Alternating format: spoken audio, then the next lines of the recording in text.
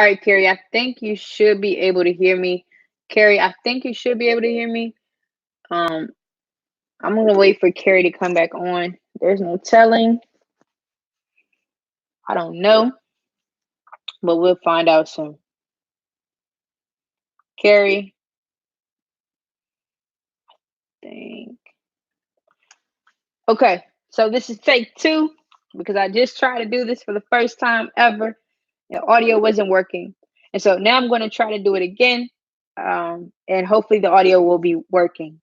I'll wait for Carrie. Carrie's just on the last attempt that I did, and he told me the audio wasn't working. And so hopefully he'll join again and he'll give me an update. This is Dope for Degrees live scholarship chat. I want to call it a community chat. Um, I titled this Dope for Degrees Community Scholarship Chat, and this will be taking place every Sunday at 3 o'clock p.m. Eastern Standard Time. All right, sounds good. I got some good feedback from my friends at A2. Doodle Vision said, and we're live. Carrie Bay says, sound clear. I'm just going to send a message and say thank you. All right, so let's jump into it, you all. This is Dope for Degrees Scholarship Community Chat. This will be taking place every Sunday at 3 o'clock p.m. Eastern Standard Time. And the goal is to have a conversation about scholarships, to have a conversation about academic success, college success, graduating debt free, being a business owner, anything that anyone wants to ask me. I want to open myself up to the public, really the world, and just have a conversation. Because what I realize is that often we have these thoughts and we have these questions in our head, but we don't know who to ask them to. Or when we do have these questions, we don't send the message and take the time to ask them. And so, as everyone comes on, feel free to leave a message, leave a comment, whatever the case may be. I'm going to open myself up for 30 minutes. I want these videos to be no longer than 30 minutes, and I want to have a conversation with you all. I put this on my website. I didn't really push this to the public like that. The first time, it's my first time doing it. I really wanted to have a piece of content to serve as a representation of what will come in the future. And so this is that piece of content. The purpose, like I said, of these scholarship community chats is to have a conversation. The reason why I use that term is because my parents waited until the beginning of my senior year of high school.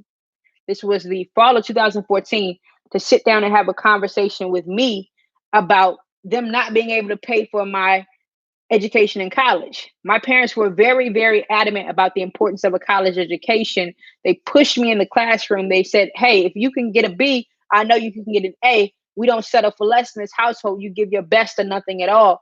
And so I had that good, better, best, never let it rest until your good is better and your better is best mindset. I'm going to say it again because I know it can come off fast, but that's one of my favorite quotes ever. And Tim Duncan said that. He said, good, better, best. Never let it rest until your good is better and your better is best. One more time, just in case y'all need it. Good, better, best. Never let it rest until your good is better and your better is best. And so I was frustrated with my parents in the fact that they waited to have that conversation at the beginning of my senior year of high school. And so I'm looking at them and I'm saying, we've been through basically 12 years of education already. You've seen me grow from the ground up, go to class, do well, produce a high GPA, do community service, work on my public speaking skills through my Boys and Girls Club.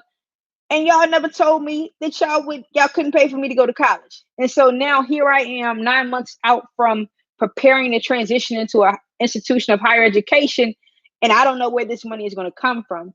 But one thing my parents, and I like to say this quite often when I do speaking engagements or when I meet different people, the best introduction my parents, my family, my community ever made was an introduction to Christ. For me, that has been the best introduction anyone has ever made to me because I've realized how important he is in my life.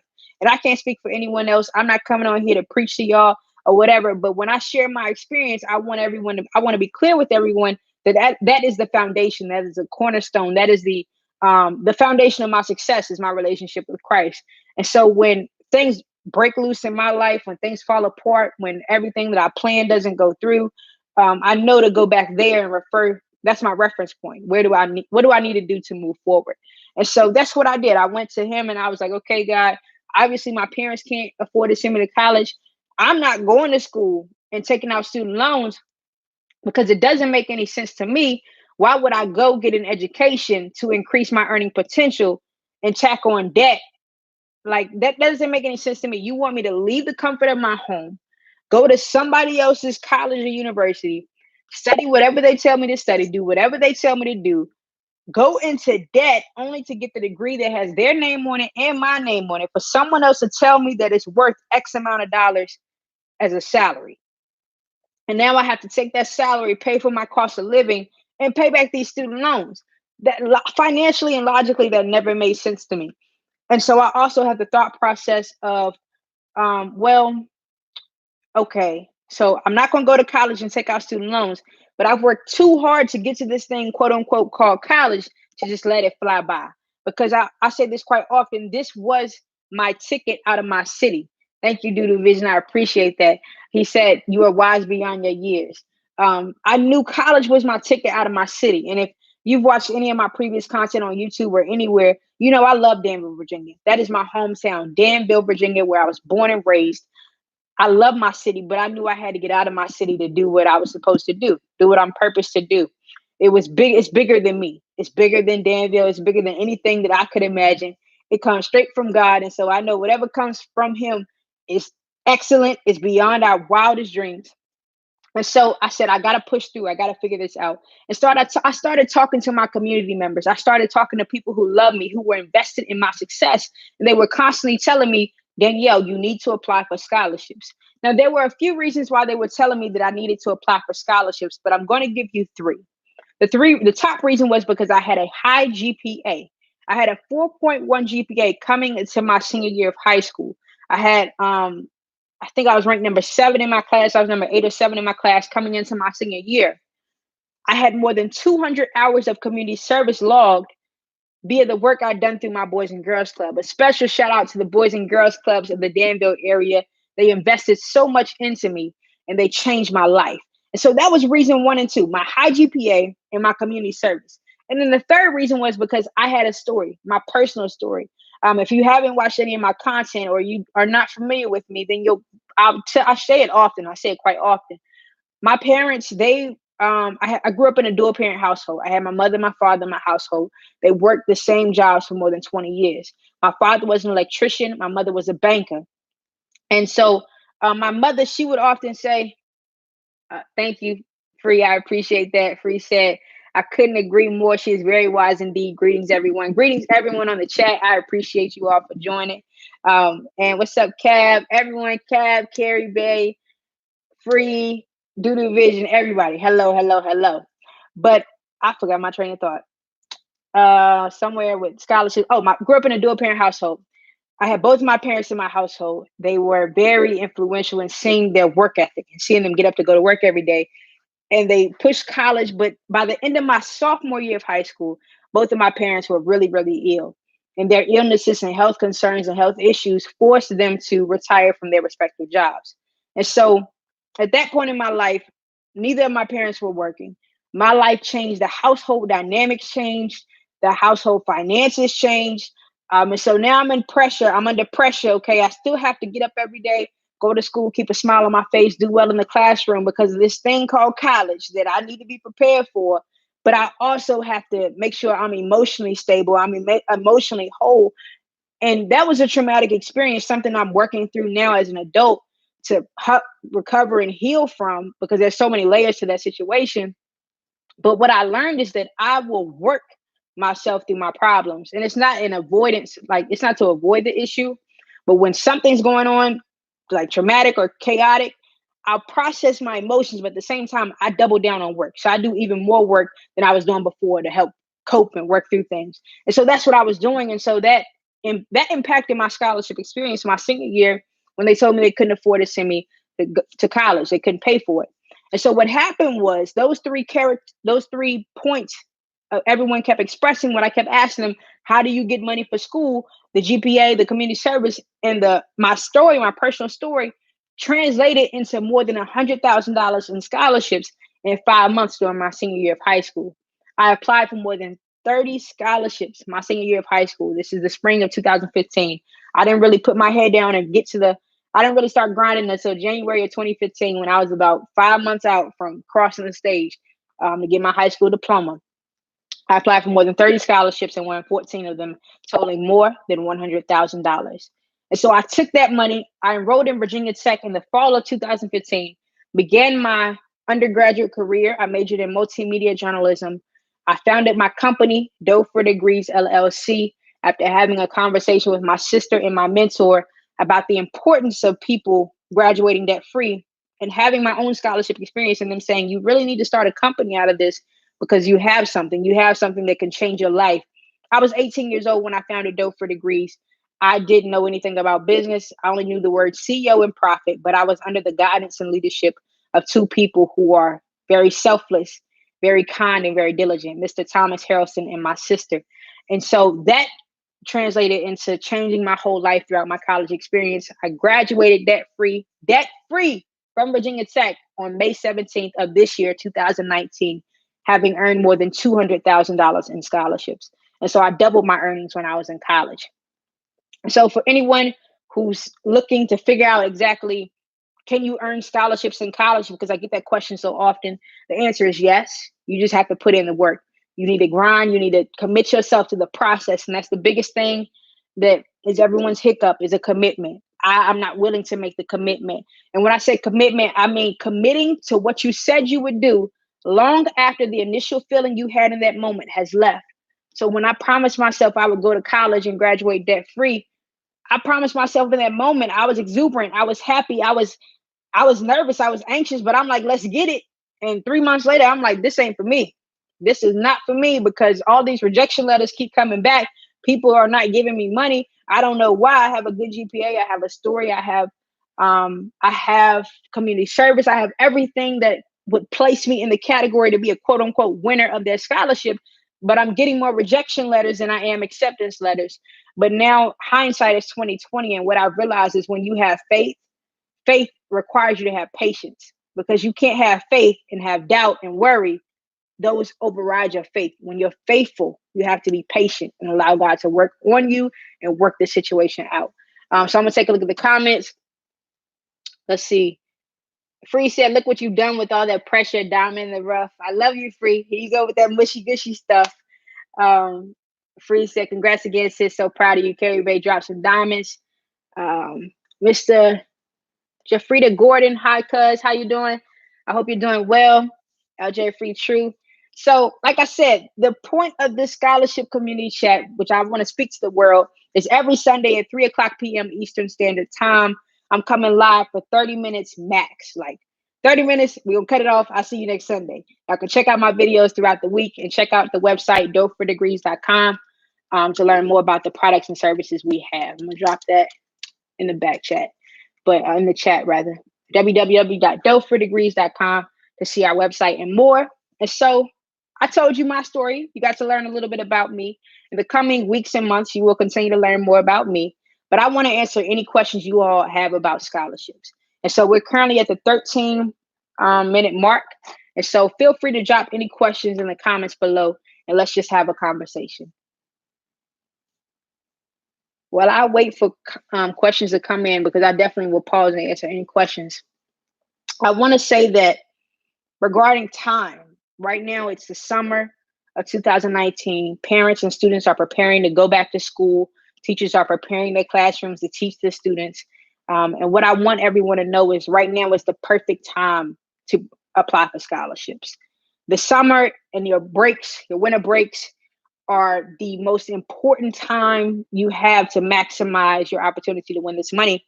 And the reason why I say that is because you're not doing school anymore. You're not taking classes. You're not finishing assignments. You are on break.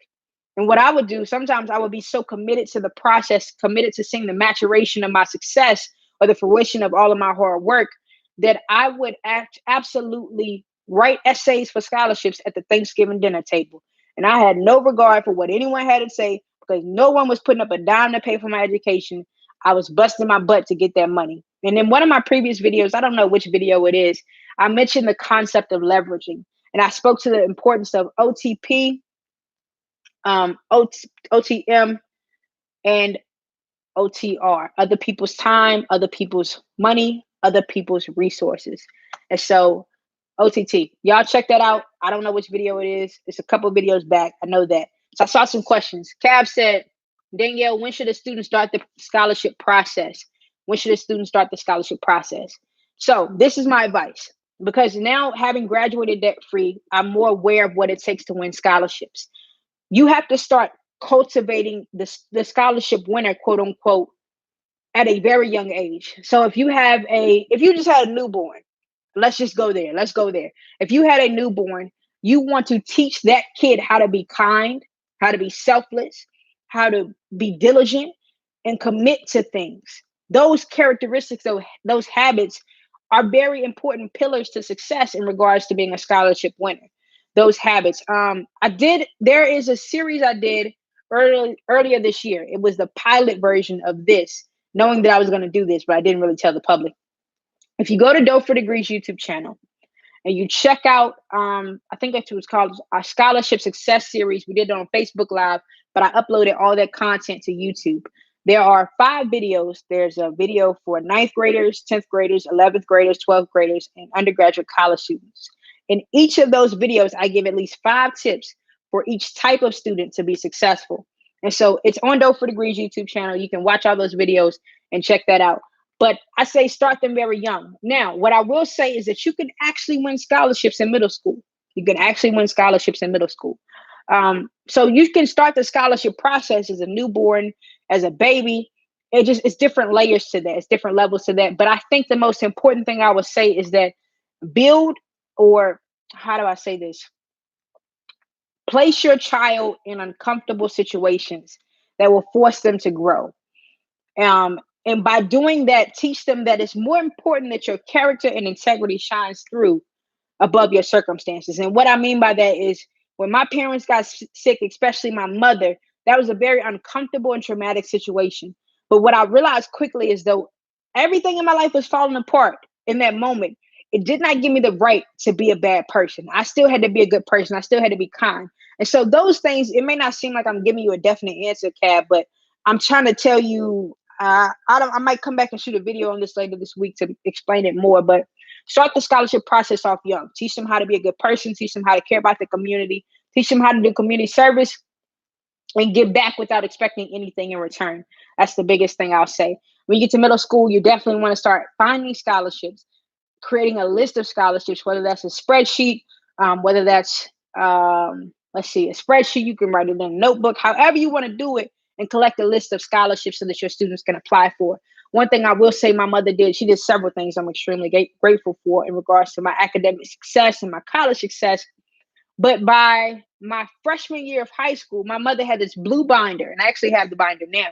She had she had an orange binder. I had a blue binder. She had an orange binder, and she would go through the newspaper and she would cut out these articles of scholarship winners. My mother had no idea what was in our future, no idea what was waiting for her a year later regards to her health concerns. But she would cut out these scholarship winners and she would place them in this binder. And she would say, Danielle, when the time is right, you're going to go back to this binder and you're going to find these scholarships. And her foresight, and I don't know whether it was the Holy Spirit or not, but just her doing that allowed me to have another category of scholarships I could look at. So, Cab, let me know if that helped or not. I'll come back to it. Free said, what's the number one thing students need to realize about scholarships that they don't realize while they're going through the process? Oh, the number one thing students need to realize about scholarships that they don't realize when they're going through the process. Commit. I say it all the time, commit. When you commit to something, you are committing to the ups and downs. You're committing to the success. You're committing to the failures. You're committing to the process. Commit. And rejection letters do not feel good. I applied for the Bill Gates Millennium Scholarship. I don't know if you are familiar with it, but it required 10 essays. It's no longer available. It required 10 essays for one submission. And those 10 essays, or your submission rather, could result in you having a full ride to college and your graduate education paid for if you went into a STEM field. And so I applied for it, hoping, almost anticipating that I would get it. And so I was like, well, do I really need to apply for any other scholarships? Because I mean, why would I apply for more when I'm on the verge of getting a full ride? And I got to know. They told me I didn't win the scholarship. That was 10 essays for one scholarship, not 3, 1. 10 essays for one scholarship. And I'm sitting there and I'm like, okay, is this even worth it? Like, what's the point of writing all these essays that don't have any guarantees? and with the hope of getting this money. So you got to commit to the process. What I will say this, and I'm gonna throw this into my answer to this question is I realized very quickly, I think I realized this at the 3 month mark when I really dug my head down. So you're looking at March of 2015. Your name carries weight. I was so active in my community in Danville, Virginia, and anyone from Danville can speak to this. I actually went with my team. I'm actually going to put a plug in here. We're doing a back to school giveaway in Danville, Virginia, my hometown, and Philadelphia, Pennsylvania, in August of 2019. I've collaborated with No More Interviews LLC. We've also partnered with the Tonscience Assembly. They are in the chat, A2. Shout out A2 and Corey Hacker Green and Kevin Stevenson from No More Interviews. We are giving 500 book bags, excuse me, filled with school supplies and 200 teacher appreciation gifts between my hometown of Danville, Virginia, and Corey's hometown of Philadelphia, Pennsylvania. Let me get some water. I'll be right back.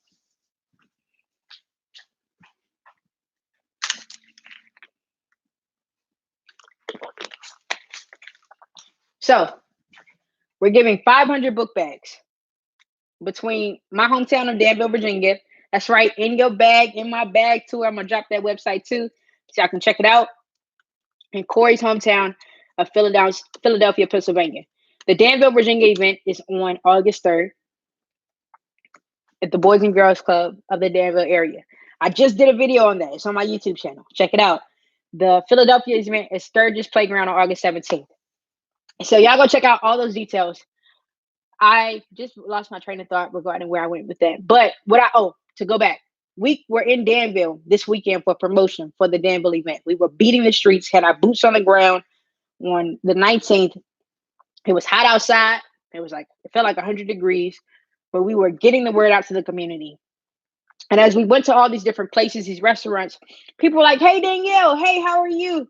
And Corey and Kevin were joking with me, and they were like, "You're the mayor of Danville." Like, you're a celebrity. And I get what they're saying. It makes sense to me. But what I realized quickly was that I had done so much work in my community that my name carries weight. People are familiar with me. People are familiar with the work I do and why I do it. And so it opens up more doors for you.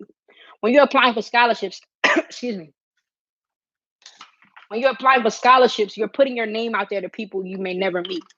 And you're asking them to give you money so that you can go to college. So what I learned in high school was the first 7 seconds someone meets you is the most important moment of your life because they make their first impression. That's how they get their first impression of you or their first understanding of who you are. With scholarships, you are putting yourself out there to people who you have no idea what they look like, where they come from, what they've been doing, or why they want to give money to you. Some could do it because of a tax write-off. Some could do it because it's genuinely what they want to do. But every time you apply for a scholarship, it's your job to put your best foot forward and always be a good representation of yourself, your family, your future family, and everything you want to achieve. And so the number one thing I'll say is to commit to the process, but also realize that you are making so many first impressions. Your name is in so many rooms that you may never enter into physically. So yeah, I don't know what's going on with my throat. I think I got dry mouth. I don't know. Anyway, next question. We got 7 minutes, y'all.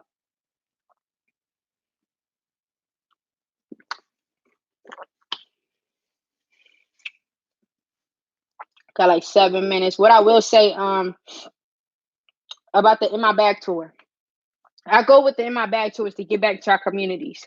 Communities mean so much to me. I don't want all the fame and fortune. I don't want to say that. I would like to be on Oprah one day, but that's not my focus. I'm not trying to be sitting on Good Morning America and all that stuff. If it comes, it comes. If it doesn't, I'm fine. I'd rather be boots on the ground in the communities every single day, talking to the kids in the schools. That's the type of work I love to do. I'd rather have a direct impact. I don't need my name in lights. I need to be with the people who need it the most. That's my approach. That's my mentality. And so that's why I'm so focused on giving back to the community and being in the community. Though I have relocated since graduating. I grew up in Danville, Virginia. I went to school in Blacksburg, Virginia at Virginia Tech. So I went from South Central Virginia, right on the border of North Carolina, to Southwest Virginia, close to West Virginia. and I moved to Northern Virginia. So I now live in Woodbridge, which is technically Northern Virginia. It's in Prince William County. Though I have relocated, I will not turn my back on where I come from. It's my job to get back because those kids have my heart. Those kids mean so much to me. And the little work that I do now, I pray that it sows seeds into them that will help them grow into the people they're supposed to be. So I just prefer to have a Cav is funny. I prefer to have a boots on the ground approach. Cav said, not on Oprah, but the next thing smoking. I appreciate it. Much respect and love. We got about 4 minutes, y'all. Any questions you have, feel free to drop them in the back or in the chat.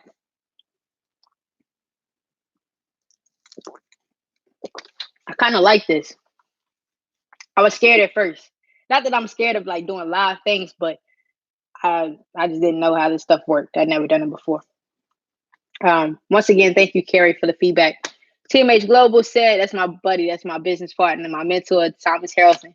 He said, peace, Danielle, great work with working with the community and putting boots on the ground. Question, how important is the willingness to do the work yourself when it comes to writing your own essays? Okay. No one can tell your story the way you can tell your story. It's your job. Only you can tell. No one can tell my story. They may know the highlights of my story. They may think they know some things, but no one knows all the emotional, mental, spiritual, professional, personal development I've gone through in my first 22 years of life. Only I can dig deep and deep and deeper and deeper and pull out the concepts and the lessons I've learned because of my experience. And so I've had clients who come to me and they say, oh, you're going to write the essays, right? No, I'm not going to write your essays. No, I'm not going to do X, Y, Z. No, you're going to do it.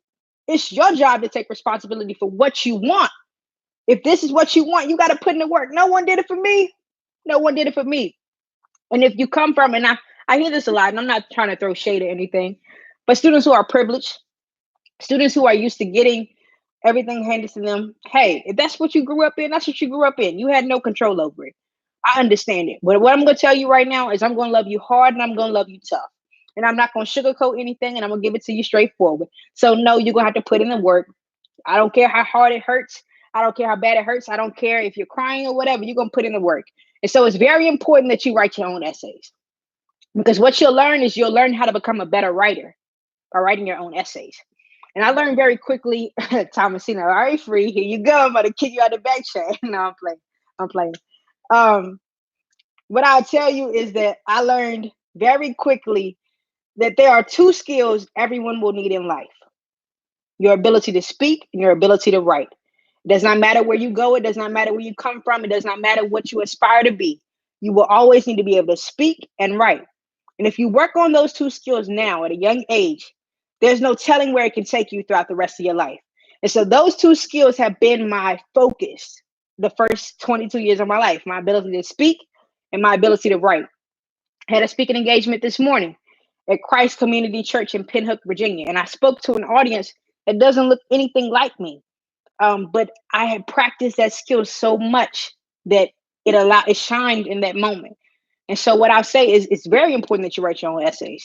Be willing to be uncomfortable. Be willing to go throughout the process of success. Because I look back on the essays I wrote in high school and I'm like, how did I get that money? Because that is some horrible writing. But because I did that, I knew I improved. I'm a better writer now. And so I'm working on my first book. You can actually go on my website, doughfordegrees.com/book. Let me pull up that link real quick to make sure I put the right link in the back chat. And you can see what is coming to you all soon in regards to my first book. I'm dropping it this year. And so I'm trying to pull that link up. I saw another question come through. Carrie, I'm coming in just a minute once I get this link. This is, okay. I think it should have went through. doughfordegrees.com/books. Okay, Thomas and free, funny. I feel that I don't even like sugar. Gav, you funny too. How good of a writer you'll have to be for a scholarship essay? Oh, you just answered the question. Okay, yeah, you don't have to be the best writer in the world. One thing I will say in regards to writing, my mother, she allowed me to fall in love with books. I asked my mother to start giving me books for Christmas at a young age. I think I was maybe like 8 or 9. I don't remember. But when I asked her, she was like, books? You want books? And I was like, yes, Mom. And I can remember vividly in the summers, I would go to the library and check out like so many books. And we would go to the library every other day because I read a book, we have to return it so I can get another book.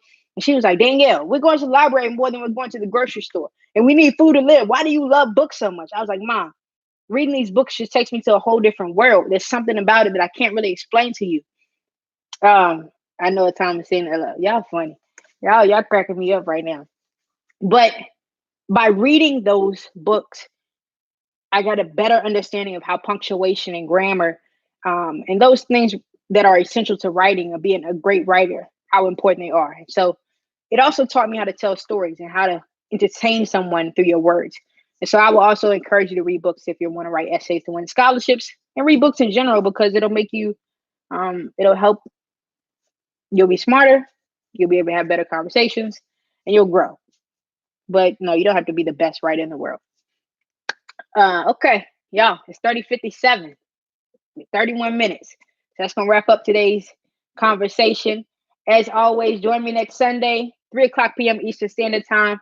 Don't laugh, but I cut school and went to Barnes and Noble. Like, hey, I respect it. Let's go.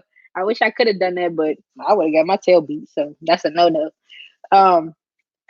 That wraps up today's live. 30 minutes, y'all. I'll see you next Sunday at 3 o'clock p.m. Eastern Standard Time. As always, I switched up though for degree social media. So I'm active on LinkedIn. You can find me on LinkedIn at Danielle Jeffers. You can also subscribe to Dope for Degrees YouTube channel. I have my own personal YouTube channel that is linked on the channels page of Dope for Degrees, and it's also in the description box of every video. My personal YouTube channel, and that's where I give you a little look at me beyond Dope for Degrees. I let you see my emotions. I let you see my intellect, I guess, and the way I think about life and things like that. And so it's also more of a spiritual perspective.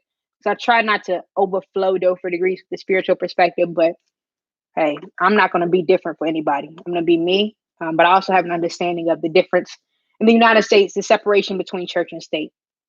And so I'll leave that at that.